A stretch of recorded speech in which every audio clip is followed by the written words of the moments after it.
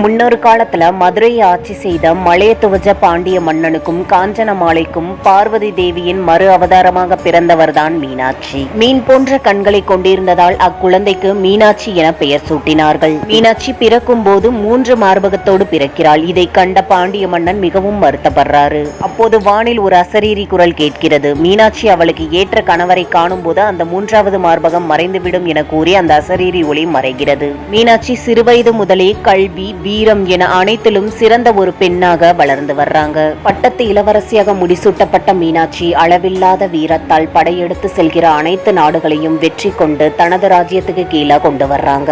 இறுதியாக இமயமலைக்கு படையெடுத்து கைலாயத்தில் இருக்கும் சிவபெருமானையே எதிர்கொள்றாங்க. அப்போது சிவபெருமானின் பார்வையில் மீனாட்சியின் 3வது மார்பகம் மறைந்து தீர்க்க தரிசனம் நிறைவேறியது. சிவபெருமான் நெருங்கி வர வர அன்னையோட உள்ளத்துல வெற்றி வேட்கை குறைஞ்சு வெட்கம் முடிசூடுது. தன்னோட மணாளனை கண்ட பூரிப்புல ஆழ்ந்து நிக்கிறாங்க அன்னை. அன்னை யார் என்பதை முன்பே அறிந்திருந்த சிவபெருமான் இனி நீயே என் துணைவி என்று கூற அன்னையோட முகம் வெட்கத்தால சூரியனை போல சிவந்தது. அன்றே அன்னையோட கரம் பிடித்தார் சிவபெருமான். இந்த நிகழ்வுகளை தான் மதுரையில சித்திரை திருவிழாவா கொண்டாடிட்டு வர்றோம்.